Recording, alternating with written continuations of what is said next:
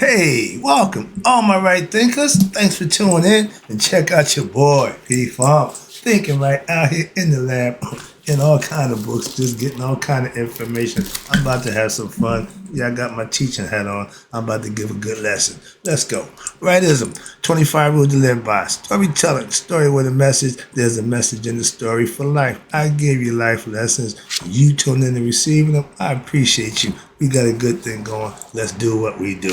Right thinking mission, that's what I'm on, is to enlighten, inspire, educate, and motivate you, the individual, to a higher spiritual level of enlightenment. Right thinking way of life through mental and spiritual discipline, practice daily will help and guide you to obtain your goal of reaching spiritual enlightenment, aka know thyself. My mission is that all right thinkers know thyself. Right thinkers, your goal is to know thyself. See where we going with this? Let's get there together. So I asked the question, do you know you? You will when I'm through. It's rhetorical, but if you don't, tune in. I can help you with that. That's what I do for you. A person who knows not that they know not, is foolish. Disregard them. A person who knows not and knows that they know not is simple. You can teach them. That's why I do what I do for you. A person who knows not and believe and think that they know is dangerous, avoid them. I do. A person who knows and knows not that they know is spiritually asleep. I can awaken them. I'm the spiritual alarm clock here to wake you up with knowledge of self. That's what I do for you. A person who knows and knows that they know is wise. Follow them. All these persons reside in you. Right thinkers know thyself. And to my yacht, be true. I was reading the Anuian book of theology, yeah, but I just found something that was interesting. I figured it'd go good in where I'm at right now in my teaching lesson. So I'm gonna break this down for you. Right thinkers, let's talk about signs and symbol of the primordial man. And it's the introduction to the book. So it's a couple of pages, but the information I think is important. So let's talk about this. The reproduction of this book, the signs and symbols of primordial man, at this time, which is about 30 years ago when I started doing my studying, all right, is more than appropriate that Dr. Albert Churchward was the best known British disciple of who? Gerald Massey. Gerald Massey was a black teacher who had 6-volume works. The American Ancient Egypt. I got that book also. I also got his John Hancock signature. I saw him live. The Light of the World, 2 volumes. A Book of the Beginnings, 2 volumes. And Natural Genesis, also 2-volume sets in motion.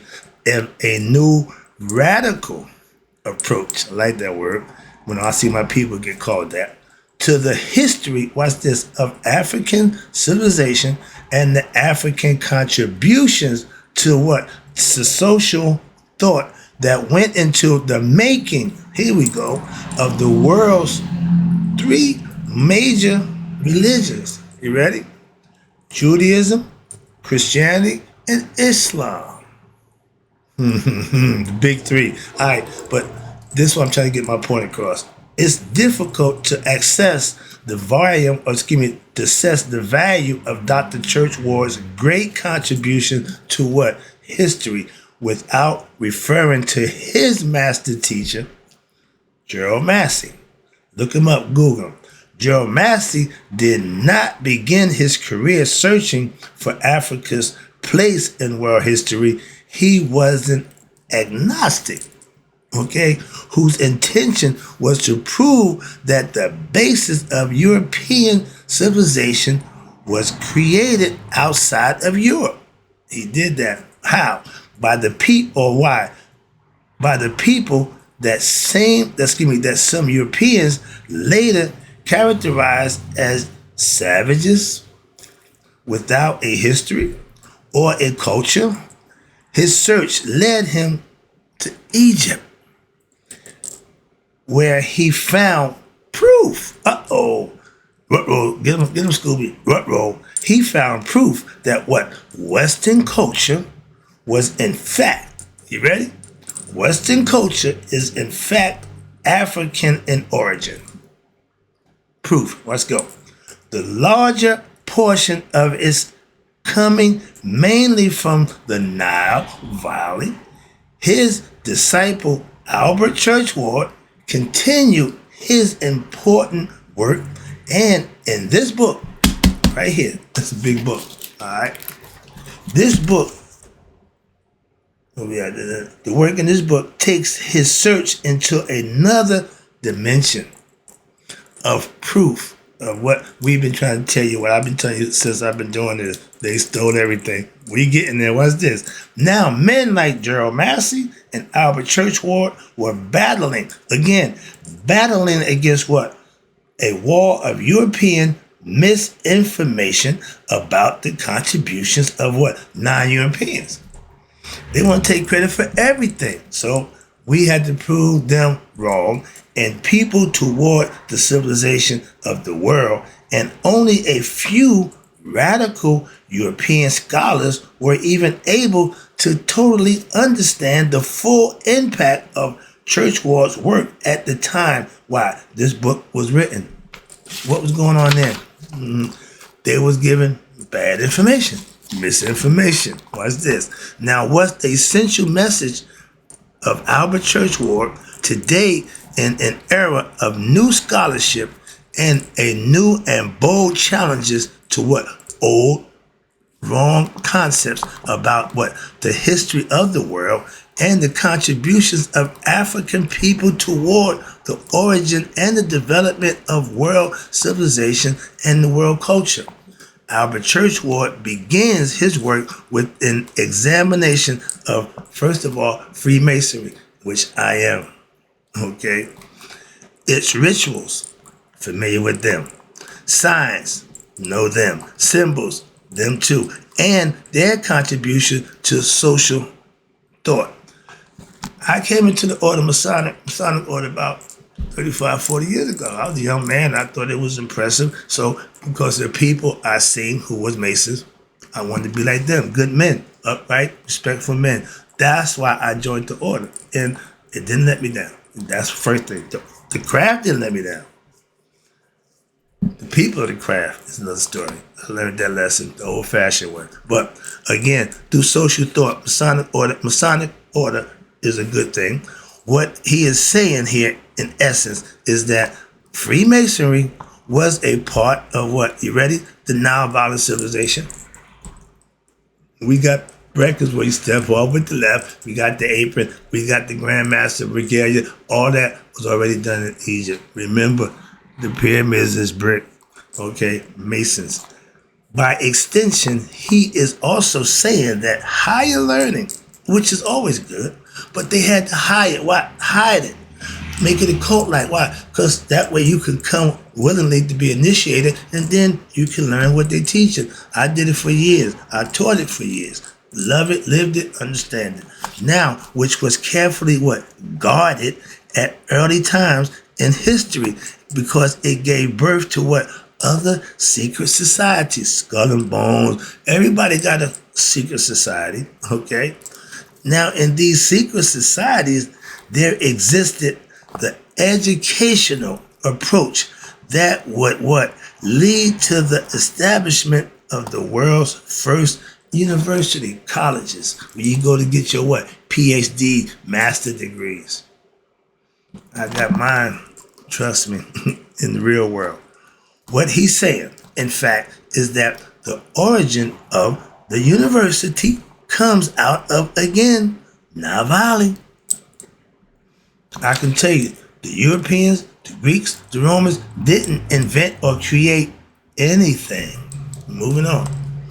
African people developed signs and symbols way before the Europeans or the Greeks or Romans was even in the picture. Now, as a way of what? Communicating and delivering messages. It is most unfortunate now that most people who today are members of what? Secret societies, my mom and sisters, Elks, they are part of a group. Yeah, know about them too, okay? But they have no true in-depth knowledge of the craft that they practice in or the secret society they part of and the history of the said society and the underlying role that it played in the earlier intellectual life of what? The Nile Valley civilization. It is through what?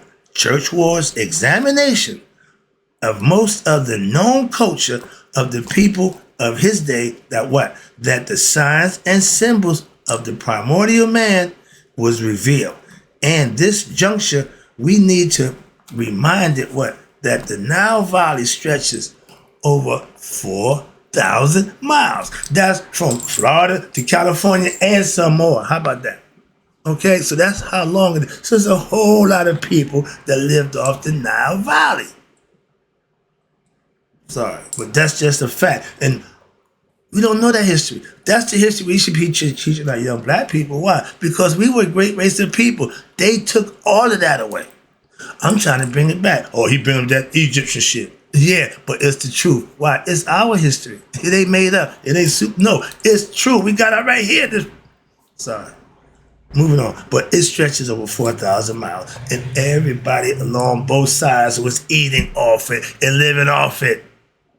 Different cultures, different philosophy, but everybody lived in harmony. We wasn't at war. We lived in harmony with the land and each other. So for 4,000 miles into the body of Africa, and that creations, what's this, of the Nile Valley civilization cannot be attributed only to what? That one portion of North Africa we call Egypt. Heck to the no. No, that's the problem. The Nile Valley was the world's first cultural highway. If you get it right, you can open a sail and it'll take you up the Nile, and you catch it right, it'll bring you down. You ain't got to do no rowing.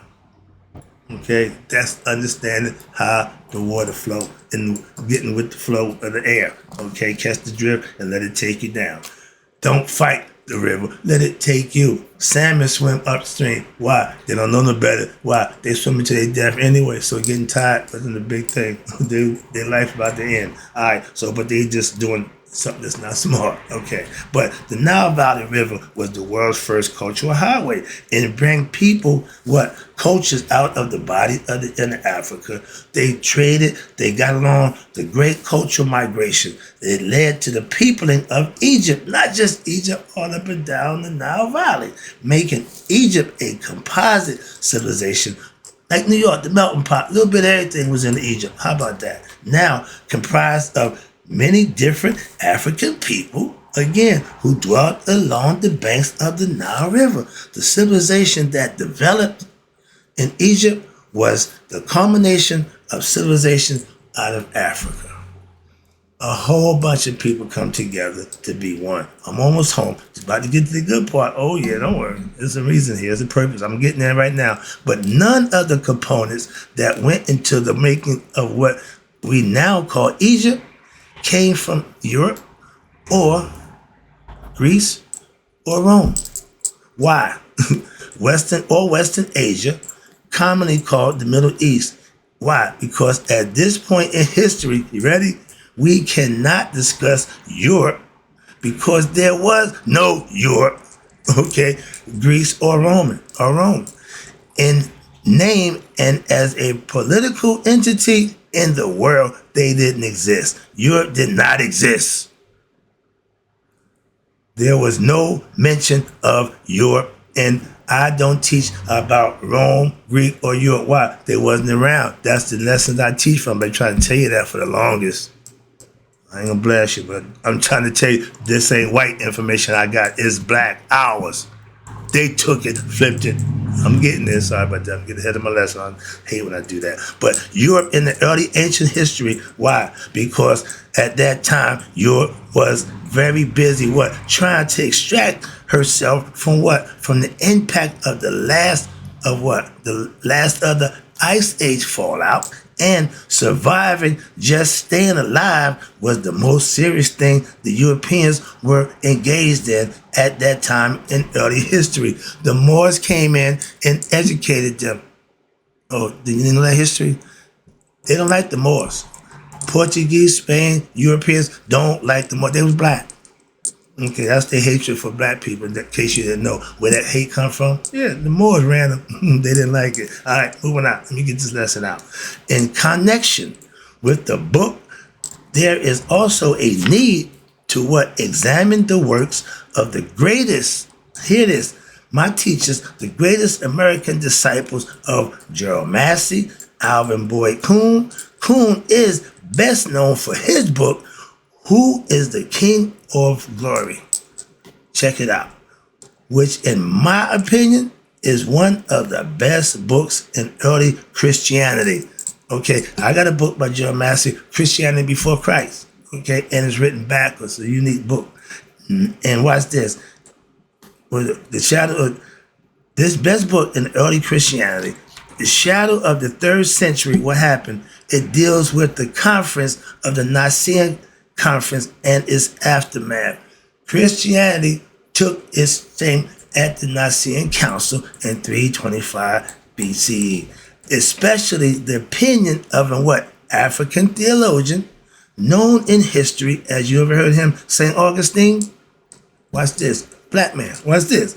And what he said at that time, referring to the European participation in the said conference of Nicaea, St. Augustine said, listen to this, in effect, these people, these white people, are trying to revamp our knowledge and give it back to us, a concept that we had for over 3,000 years. Did you know that? St. Augustine, Google him, in identifying what? With the early African origins of the concepts that the Europeans would later call Christianity. And identificating what indicates in Christianity, it is indicating that what?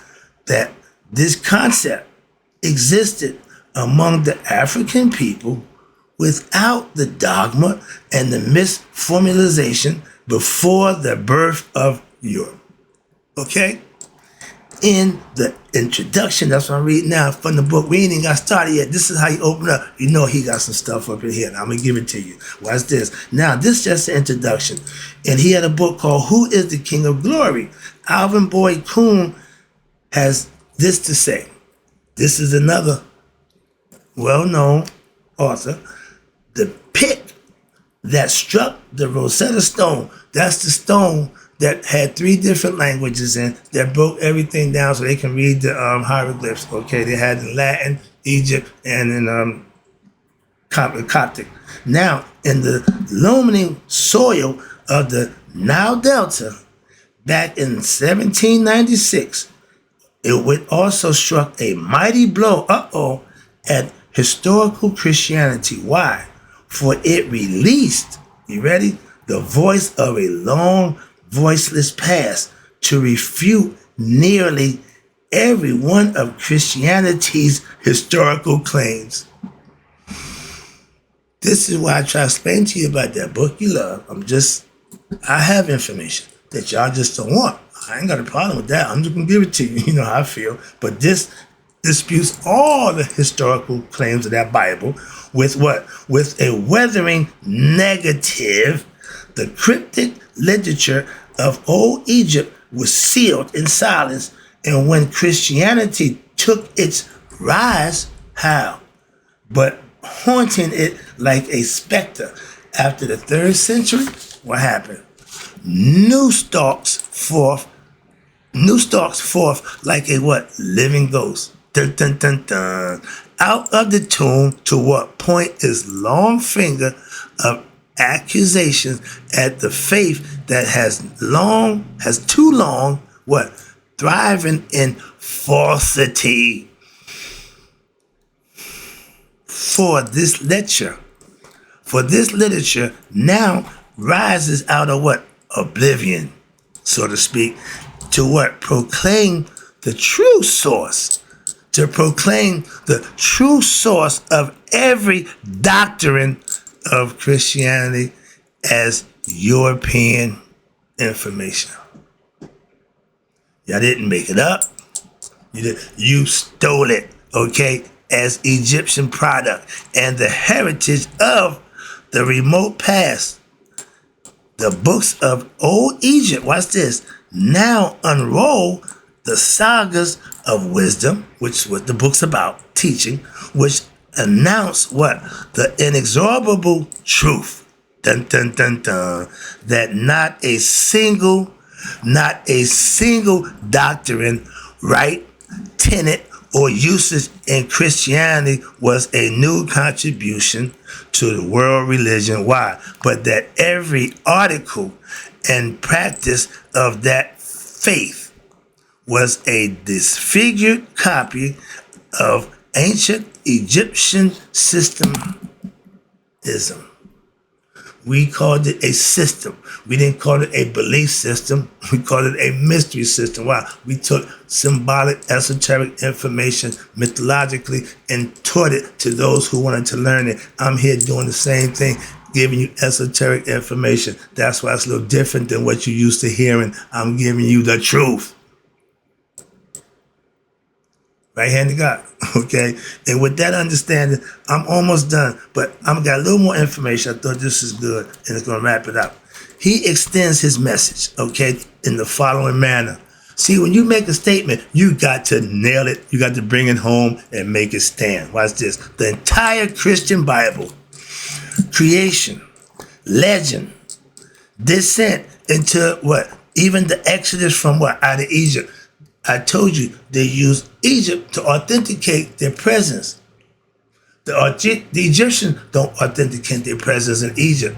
So moving on, watch this. From the Egyptian, the Ark of the Flood allegory, we got a story about that, okay? The Israelites' history, the Hebrew prophecy, and the poetry, all your gospels, the apostles, and your revolutionary, imaginary, all are what? Now proven, not thought of, not proven to have been the transmission of ancient Egyptian scrolls and the papyrus into the hands of later generations, which knew neither their true origins or their phantomless meaning. They didn't even understand it.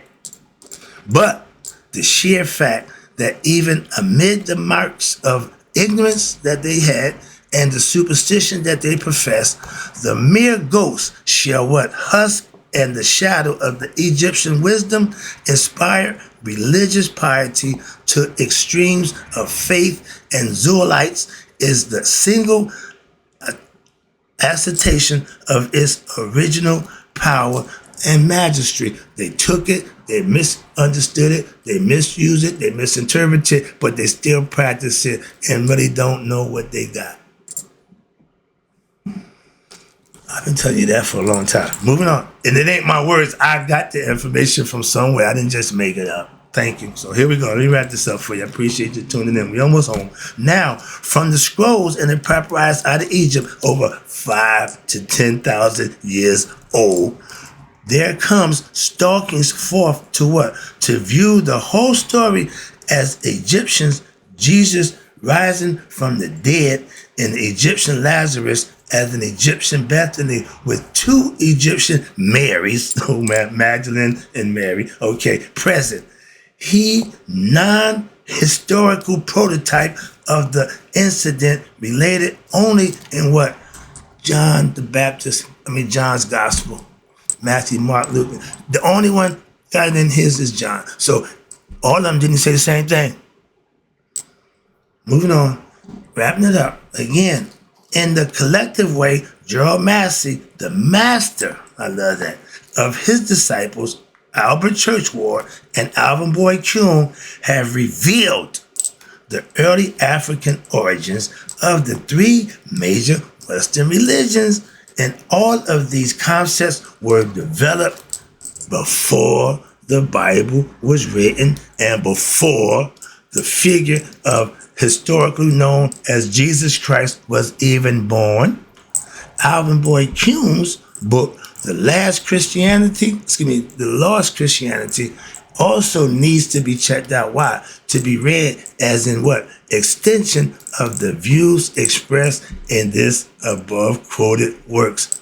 My doctor, Ben my teacher, Dr. Ben Yakinen, Yusuf Ben Yakinen, and John G. Jackson, and other modern scholars who was the best at what they was doing during their time, have reconsidered this information and prepared it for what? The use and understanding of the students and the teachers of our time right now. I refer you to Dr. Ben Yakinen's book, The African Origins of the Major Western Religions. He go in.